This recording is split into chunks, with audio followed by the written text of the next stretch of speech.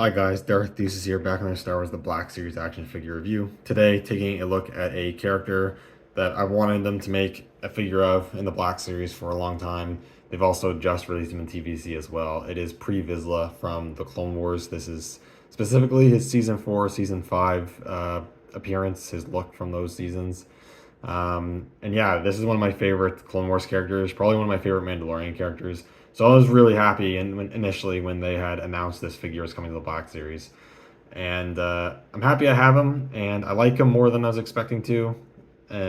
He is good to a certain extent, but he has one pretty major issue, and if you're already familiar, you already know, but it is that he mainly reuses the old Jango Fett Black Series body that I think came out in like 2015, 2016 maybe, I can't remember.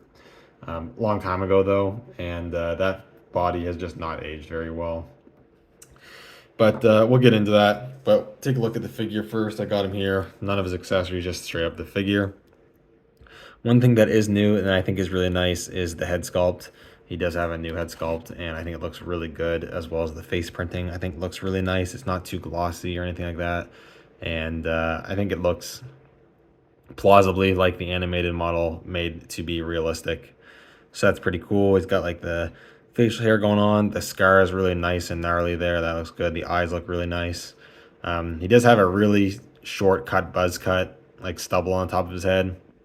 The TVC unhelmeted sculpt actually opted to make him clean shaven bald, but I believe this is actually more accurate. I watched some of the episodes that Pre Vizsla is in, and he actually does have a really light like stubble or really short buzz cut instead of just being straight up bald. In the show, it is really subtle, so it's hard to tell. And even I thought before I'd rewatched those episodes, I kind of thought he was just a clean shaven bald, but no, he does actually supposed to have hair there. Not a big deal or anything like that, but just something to point out, I guess. The rest of the figure, the painting looks really nice. I really like the gunmetal, like silver. It has a nice shine to make it look like metal armor, which is really nice. The blue markings look really good as well. I do wish he had some weathering to him. That would have been good. Also, I'm actually just noticing now they didn't paint the back plate on his back.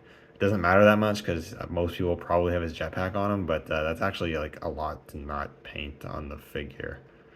But I guess I've had this figure for a little while now, and the fact I haven't noticed it till just now, speaks to the fact it's not very important to me personally, but it might be important to someone. The gauntlets look nice enough.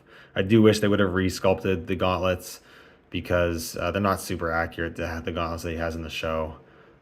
He doesn't have straight up just Jango Fett's gauntlets. He has like a wrist blaster on this arm, and I don't think he has the Boba Fett Jango Fett style rocket launcher as well, but not a big deal. It still looks good. It's just I don't think it's too super accurate. It does have a new sculpted belt piece though that I think looks pretty nice. The hip joints with the holster there are taken from that Walmart exclusive Death Watch warrior that I never got because I never saw those figures in stores and I wasn't paying crazy prices for a figure using the Jango Fett mold. But they look good. And then the leg armor also I think is painted pretty well. It looks pretty nice. But yeah, it's just that Jango Fett body reuse, man. And you might be asking, why is it so bad they reused the Jango Fett body if you're not familiar? Well, first off, just proportionally, it looks a little odd. He kind of gives him a short stature. The torso is really kind of square and blocky and bulky as opposed to like the arms and the legs. It's not too bad, but it is something. But it's mainly the articulation. So he has a ball joint in the head as well as a hinge, the old style of articulation. That actually works fairly well, aside from not really giving you any pivot. Hinges at the shoulders, they move okay. But then the big thing is the elbow joints. They don't even go not full 90 degrees. That's a big problem. And not only do they not go a full 90 degrees, but you have these cables that attach to the gauntlets here. And at least on the Jango Fett figures, these are notorious for snapping. I had the first release Django. I don't have it anymore, but I had the first release Django, and one of my cables, it lasted a while to be honest, but it did end up snapping. So you gotta want to be careful. These feel like they might be a little bit of a more softer plastic than previous usages of the molds. They might be a bit more resistant to snapping, but you still want to be pretty careful with these. They're probably still pretty fragile. And then he has swivels at the wrists, as well as in and out hinges, which are basically useless for this character because he's a dual pistol wielder or a sword wielder. He really needs the up and down joints. The in and outs are pretty pointless, and that's pretty disappointing. He's a torso joint that doesn't really go back, doesn't really go forward, barely pivots, and you basically can only get rotation out of it. Hip joints, they kick out, don't really go back. They don't split super far compared to other figures. A swivel cut at the thigh. You double joint, double hinge knees, which get a fair amount of range, but they're just really awkward looking, the joint themselves. So I'm not a huge fan of those. And they're pretty like clicky and clunky. And then you have the ankle joints that go down a lot, but they don't go up very far because of the sculpt of the armor.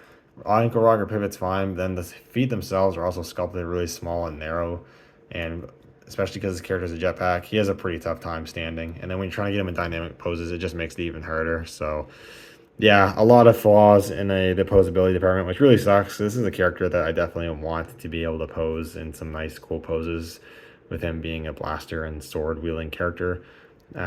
Pretty disappointing. And I just don't know why they didn't decide to invest in making him a whole new Mandalorian body mold. They would have gotten so much reuse out of it. They could have redone the Death Watch Mando, redone the Super Commando Captain, made a new Super Commando, made a bunch of other named characters like Gar Saxon, maybe Almec in his armor from the end of the Clone Wars series, other characters like that. I'm sure they new Jango Fett, like they could have gotten so much mileage out of making a new mold. I just don't really know why they didn't invest in it. Yeah, definitely the biggest disappointing thing about this figure, unfortunately. When it comes to accessories, he does come with a fair amount of stuff. You do get your 2 Mandalorian pistols. Yeah, there you go. These are reused from, well, I know them as being reused from the Sabine Wren figure from ages ago, but I believe the Super Commando Captain and the Mandalorian Warrior, or Loyalist, or whatever that was called, also use these pistols. There's no paint on them, but they're sculpted nicely enough. You can hold them just fine. He's got trigger fingers, and you can have them both hands have trigger fingers, which is nice. So, you know, you can hold them, and if you work with it, you can get okay poses, but it's just not super great. And then they slot into the holsters nicely. No muss, no fuss with that. They go securely. They're not going to fall out. As a jetpack, it's painted actually really nicely. Nice silver paint. And then the details of the buttons or lights or whatever these are supposed to be look really good. The thrusters can articulate. They can also port in the thruster effects from numerous figures that have been released at this point. You can also remove the missile, and that's kind of cool. And that slots onto the back and goes on nice and securely, but it's just going to make him more hard to stand. Of course, got to have his helmet. I think the helmet is sculpted and painted pretty much perfectly. This looks super good. I absolutely love the Vizsla's helmet design, and I think they've captured it pretty well. And that just slots or goes on top of his head. Goes on pretty nice and securely. It doesn't just gonna fall off or anything like that. But it's not that hard to take off, so that's good. I think that looks really good. With the helmet on, all the gear on him, yeah, it does look really nice. I can't lie, even with the reused, not great body, I can't deny it still looks really good. Then lastly, of course, Vizsla has to come with Darksaber. This is just reused from the one that Gideon came with, and other characters that may have come with it or are going to come with it. Looks nice enough. I do like that on the blade, they actually just made it, cast it in white and then painted the black on there. The one that came with Moff Gideon, they made it a clear plastic, and it doesn't look good if there's not light shining directly on it. So I'm glad they just painted it. It looks a lot better. One thing to note though is that I actually had this figure in a baggie and I was taking it somewhere when I was out visiting my parents, and I don't think like the figure or any of the accessory would have jostled around in my bag that much, but this black paint scrapes off really easily, so you're gonna want to be careful with that. I had to actually touch it up a bit with some black Sharpie, which fixed it up decently enough, but something to keep in mind.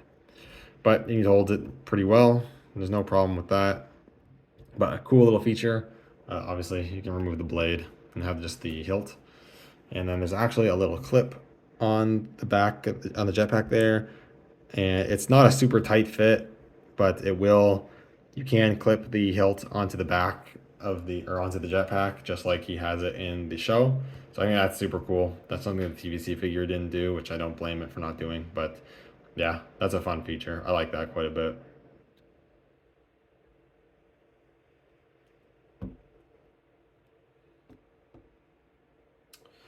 But yeah, that's pretty much it for the figure itself. It's got good stuff going for it, and I think I do like it more than I was expecting to. But yeah, the reuse of this old body just it definitely isn't doing it any favors. But for comparison, I guess first is with some other Black Series figures. Here he is with the Mando Bo-Katan, which I imagine is pretty similar to how she looks in the Clone Wars. I'm sure it's not this completely the same, but I think they look pretty good together. And then here he is with Jango Fett. Yeah, there he goes. This is the Gaming Greats one that's repainted and has the face prints upgrade. You can see how similar they are. I gotta say, I don't know why, but Pre-Vizsla definitely wears it a lot better. Um, yeah, I don't know. It's just the paint. For some reason, it makes it look better. But I don't hate that Jango Fett figure, but yeah, definitely need a new one at some point. And then here he is with the TVC figure. They're both at least look really good, but the TVC one definitely has way better articulation. Has all the modern engineering. So yeah, I like the TVC one. I don't think actually. I know for a fact I like the TVC one more. TVC one's a better figure. Pull off their helmets real quick. Just give you a look at the head sculpts. As you can see, the TVC one is that straight, just bald, and then the Black Show one is not.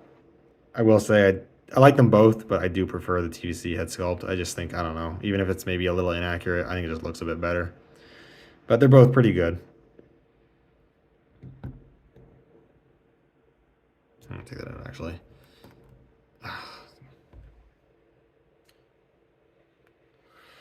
So overall, I hate to say it, I still like this figure, even, and I mean I'm very biased. I really like the character. I'm just happy to have the character, and if this is the only way we're going to get the character in Black Series, then so be it. It could have been way worse. It could have not have it at all, but it's still a good figure. I think it looks really good. He's got good accessories. It's just the articulation. It's just on such an old, bad body. If you really value posability a lot, and especially that's the number one thing you value, then this figure might not be for you. Um, but if you collect Black Series and you like Mandalorians, you're a fan of the Clone Wars, and definitely if you're a fan of Pre-Vizsla, even though it's using a bad body, this is still, I think, a recommend, and definitely one you're going to want to pick up because we're probably not getting another Black Series to Pre-Vizsla. This is more than likely it. So if you're interested, I would definitely recommend picking it up. If you're trying to decide between the TVC or the Black Series, for whatever reasons, I would go with TVC every day. TVC is a way better figure. Yeah, in basically every way. So I would personally go with TVC if you can only get one. But I mean, if you can get both because they're both good.